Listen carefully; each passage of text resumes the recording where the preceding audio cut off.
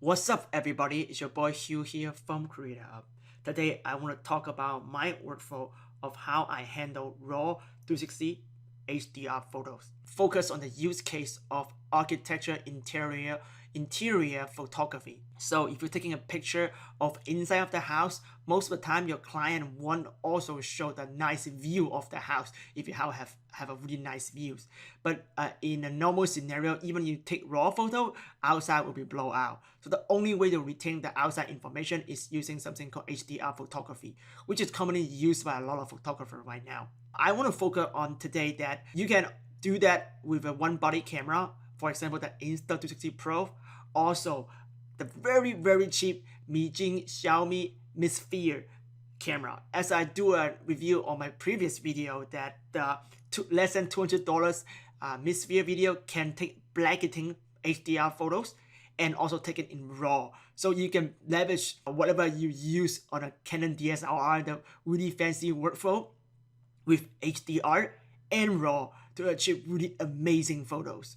So, and I will explain my exact workflow here. Again, this workflow can also use on camera like Insta360 Pro, but I will make a separate video on that because it just involves more lens and more complicated workflow. But this one will focus on the low-end camera, the Mi Sphere. Let's dive right in. So as you see, my video here, my demo video here, I took it in outside Tokyo. I create this HDR bracketing using just Photoshop and Camera Raw. The problem is this stitch line. I want to show you my workflow to actually do that perfect. And also focus on interior photography, which is a more complicated scenario than outside photography. So step one is to import all your photo from your Mi Sphere camera into your hard drive. In here, Mi Sphere is really special. It takes DNG and JPEG file at the same time, so you always have a reference of the photo you're gonna use on the DNG. As you see, I don't see a preview here. Again, but if you see on a preview here, that's actually the best software if you have Adobe product to view photos. So as you see, I can also see that my DNG photo right here along with the JPEG. So step one is before we even stitch a photo, because this is a DNG raw workflow. So the step one will actually kind of process the raw DNG photo. I will select all three, blanketing photo, and then right click and open. And then we'll basically open Photoshop and open Camera Raw. So we open the three DNG photo, Adobe DNG photo in Adobe Camera Raw. So step one is to pick the middle image. So this image is one EV underexposed. This image is one EV overexposed. So you should pick the center image so we can easily see the color information. And I also usually do general grading, not complicated grading, for the reason why, because we gotta combine that in an HDR software. So we only want to do some general grading. So in here, that's what I usually do. I will use the white balance as how I shoot it. And then in here, I'm not touching the exposure. Sometimes you touch the exposure too, but all I usually do is drop 20 on the highlight and up 20 on the shadows to just create a general contrast look. And then sometimes I will also drop the black into -5. But for this one, because interior is really dark, I'm actually not touching the black as well. But that is the basic preparation I do on color.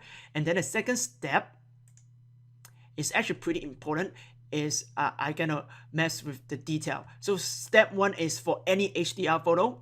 This is applied on HDR photography. You always want to add a noise reduction. So in here, I will add 20% noise reduction here. And then I will usually don't do any sharpening, because sharpening, we're gonna do it in another software, not Adobe Camera RAW. So I turn the sharpening off to 0. The last but also the most important step is under lens correction. I will always check the remove chromatic aberration. So what is chromatic aberration? So if you zoom in the picture in a really high contrast area, like this window and outside here, you will see a purple outline in here. That is the chromatic aberration. You want to remove that, especially when you put it in HDR, and this effect will triple. So you don't want this to show up. So you basically just check one button, remove chromatic aberration, pay attention, and then the purple fringe is gone. If you want even more, you can go in the menu mode right here. And then just maybe add the purple amount to 3, even get rid of it from this one. I don't need to do that, the differinger, but I don't need to do that. So I think just one checkbox remove chromatic aberration will be good enough. So that is the standard workflow. I will prep my HDR photo, and after I'm done, I will select all the picture right here. Under this drop down menu, I will sync setting, and then here just hit OK. So I sync all the setting. And then for this camera, the Mi Sphere camera, if you notice that, look at the histogram here, it's really weird because the green channel got clipped before the red and blue channel. That is just the camera sensor because it's a very cheap camera. Even the shooting RAW, sensor doesn't have the power to process all the data, so it clipped right here. And thanks to Mijia actually give me this suggestion from 360 Rumor. We can actually get rid of that purple in the highlight. Hopefully in the later firmware update for Mi Sphere to fix this problem, but for now, that is a hack way to fix it. So go into the curve, and in here, take the point mode, and then in the point mode, just drag the upper point and look at the highlight right there. Make sure it clip all of them. So now clip all of them. So now the purple will be gone. And then gotta do the same on the 1 EB overexposed one. So as you see, I already did it right here. And then for the underexposed, we don't really need to do that. So just move it back. As you see right here. So make sure this setting is not synced. For the different exposure on the underexposed, we are not clipping the highlight, so that's why I want to retain all the highlight information. For the middle, for the not overexposed, for the middle one, the highlight is clipped, so that's why I need to push it to get rid of that purple highlights, losing information. And for the overexposed, obviously it's overexposed. There's a lot of stuff is overexposed right here, so I'll make sure that I will clip that to make sure the purple section is gone. But look at the histogram, that is your best friend, so look at there. Again, thank you Mijia for pointing out this useful tip to fix this camera problem, but hopefully in the future the Mi Sphere will have a firmware update to fix that. So that is all the pre-processing I need to get done before I continue on my stitching workflow. So again, Control A to select all 3 pictures, and here save image. Oh, before I saving, just make sure you click Adobe here, workflow option, because the thing is we gonna import this footage into stitching software. So again, I'm using Mistika VR to stitch. So Mistika VR already able to read DNG information, so you actually don't need to save as a TIFF file, or you can just use your DNG directly in Mistika. But if you're gonna stitch that in, let's say PTGui or ABP Pro, you need to do this step. So in the general best practice, just make sure that you pick the color space you want. It's Adobe RGB will be fine. And then here, I usually pick 16-bit per channel. The default is 8-bit. I want the highest information I can get, so I will pick 16-bit per channel because I go through all the work. I want to get the best picture I can get. So I want to have the best latitude and color grading in post. So that's why I pick 60. You hit OK. And now you can go ahead and select all. Okay, save. And now you can save all 3 images into the location I want. Let's go ahead and say. Here you see 16-bit per channel and Adobe RGB. We are not going to do it with image resizing. We are not going to do output sharpening. So now you can go ahead and just click save. So you see, you're saving 3 images right here. Okay, so now all 3 images saved. So just go back to our folder. So now this is the 3 file saved by Photoshop Camera RAW. So now is the image I need to stitch. So in here, I'm gonna use Mistika VR to stitch. So people on the comments said that Mistika VR is pretty expensive and they don't want to spend the money to have a monthly subscription to retain the license. Personally, I love Mistika VR because my mostly work is actually video work, and video work you have to use Mistika VR. That is the best out there. So in here, especially on this workflow, Mistika VR cut a lot of steps that we need to do, a manual step we need to do, and especially it's very, very important for blanketing photo, and you can make sure that each stitch have to be exactly the same. If not, you will create ghosting, where you combine HDR photo in other software. That's why it's very important to make sure all 3 images or 5 images or all whatever amount of image you take from different camera have to be stitched exactly the same. But again, you can do the same thing with PTGui or Autopano Giga or any stitching software you use. So just quickly demo this one. So go ahead and add those 3 image we just created and drop in right here. So go ahead and load a preset, and this is Xiaomi Mi Sphere, so load the Mi Sphere preset. And then look at what Mistika does is it actually combine all 3 image into a one timeline. If you see step 1, so see this the overexpose, normal, and underexpose. So in 3 steps in the one single timeline, so we can actually stitch and adjust everything in a single workflow. I don't need to do it 3 times, and not like PTGui, you literally do it 3 times. So that's the advantage of using Mistika VR. Again, you don't need to use it. You can use any stitching software you want to use. So I just want to see more views. So I zoom it out here. So usually Mistika workflow is pretty straightforward. Just go ahead, input offset, input angle, and input 1 offset, and you should all good to go. Turn on optical flow and achieve like flawless stitching. So another really cool feature as well is because see this image horizon line is not straight, so I can easily straight this by hitting all and just straight the horizon right there.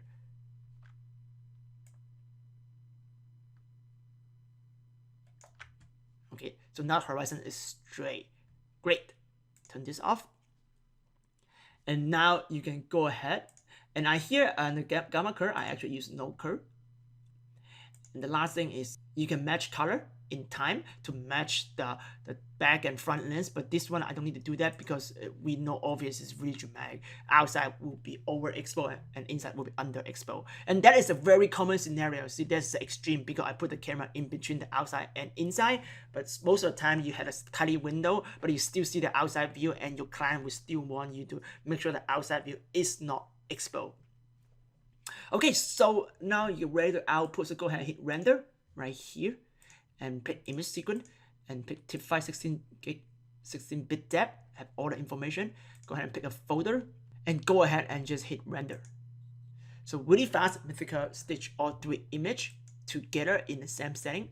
So if you go back to the folder, so we output 3 stitched footage right here. So now is the fun part. So now we have a blanketed 3 HDR photo. I mean, not HDR photo yet, it's just 3 different photos, and now we're gonna use HDR to put them together and create entire photos. So the software I'm gonna use a professional software that every professional HDR photographer use is called Photomatix. Again, I believe they also have a free version, so go try it out. I have the pro version. The pro version allow me to do 360 stitching, so that's how we get rid of the annoying stitch line. Again, I will show you again the annoying stitch line in here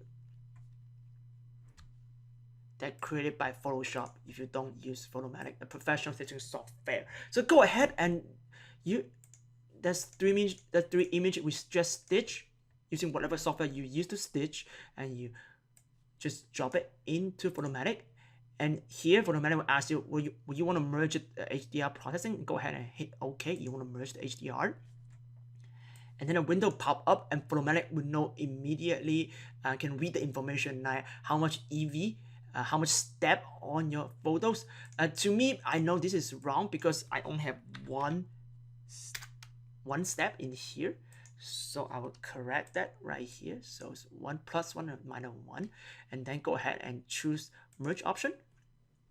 So for 360 photo, because you don't want to like align sources, so make sure this is unchecked. And then you want to remove ghosting, and I will show you why this is so important for HDR photo. Ghosting happen a lot, especially for people moving around. That's a feature that you cannot do in Photoshop, and that is one of the other reasons why I use Photomatix. In here, you don't need to reduce noise because we already did it in the step 1 in Camera RAW, and also I don't need to reduce chromatic aberration because I also already did that on step 1. Just go ahead and make sure you check the option to remove ghost, and then show the ghosting option right there. Okay, so now we have the window right here. I want to use, you can, if you want to just using automatic deghosting, you can just go ahead and do that. Maybe hit it 50%. And then Photomatix will have a light preview for you. But as you see, if you zoom all the way out right here, you see a little bit ghosting right around their face. So that is not ideal, especially you have subject on people moving while taking HDR image. And that's actually very common for this particular camera, for the Mi Sphere, because Mi Sphere literally take in between each photo 1 second to take the bracketing photo. Hopefully in the latest firmware they will increase the speed about in between bracketing photo. But even that movement is not avoidable. Having the option to remove a selective area, the protect area, is very powerful. That's why I'm gonna pick selective deghosting. And I know the area I need to deghost to protect. Let's zoom back out. So see everything is people in this scenario. So go ahead and check this quick selecting mode. So just drag around right here his head and his head, which is what is moving, and also his entire body is moving. So go ahead and select that.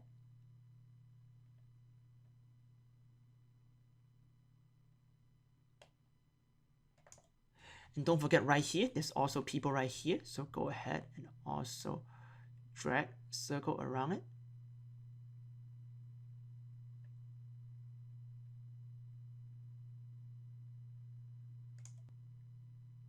So drag around all the people right here. And then you can go ahead and hit the preview deghosting. And as you see, the ghosting is all gone right here, right here. Pay attention. Before, after. Look at that. All the ghosting is gone completely. And that's what we need. So go ahead and hit OK. And then let Photomatix to do its work to merge the HDR photo for us. Okay, now the photo is merged. If you're using the default option, usually Photomatix will put the information in the middle to retain all the information with the detail enhancer. But for this scenario, we are doing an example on how to do interior 360 photography. So it's a really great preset that is right here. I always use is the Fusion Interior. And it's designed to do, look at that, if you pick that, it's designed to like do a scenario like this for underexpose and overexpose outside and underexpose inside. So with that, we balance everything out and look really nice. As you see, the result right here, it look amazing. So really important step is you are doing a 360 photos. So make sure that you need to check that. If you don't do that, what happened will be on the edge here, you will have a stitch line, and as you see in my YouTube video, you will still see the stitch line, and that is one other step feature that Photoshop don't have, is the edge awareness of Photomatix. Again, this is a really like great complicated HDR software, so go ahead and experiencing all the feature there. And because this is not a Photomatix tutorial, and I'm just using that to handle 360 HDR photos, so that's what I'm showing you. And I also have the new version on here, so it's a little bit different from if you have the old version. I also gotta do adjustment right here of color. So I want to boost up the saturation of blue to see the sky. So if you see the sky right here, now the blue look more saturated and the sky come back. And also right here, there's a YouTube logo. We are at a YouTube Space Tokyo. I really want to make this YouTube logo stand out, which is red. So go ahead and go to see the red channel, and also put the saturation up with the red. Now you see that red is really popping, which is great. That's exactly what we want. And also make the Tokyo Tower here popping as well, because I up the red here. So that's it. So now go ahead and hit the next step.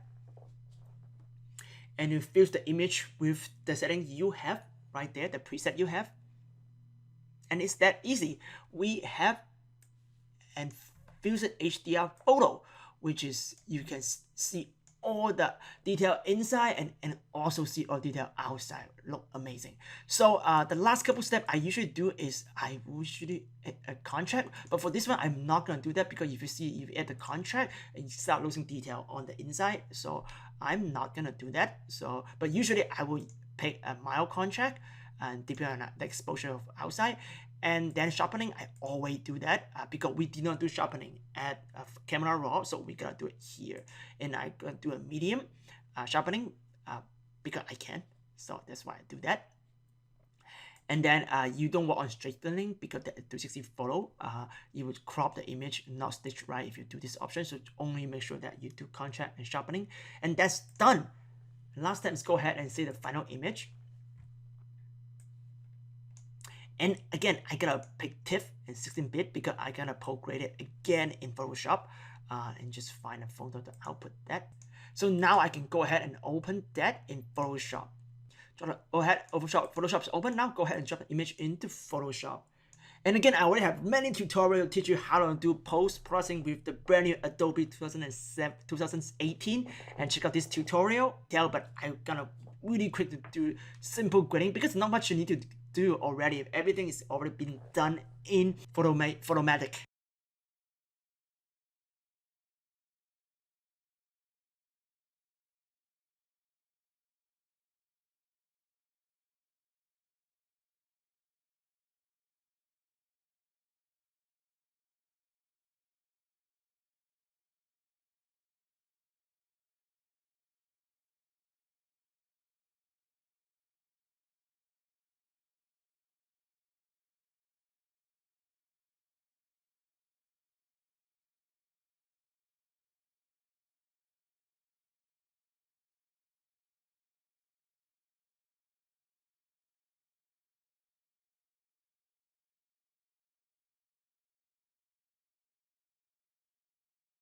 So that is the final result. Let's go take a look.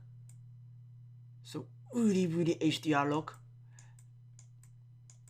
And you can still see the inside, like my face right here, the girl's face, and all the people in here. You can see my other camera right here filming it, the YouTube logo, everything looks super clean, but outside you see everything's not blowing out compared to without HDR.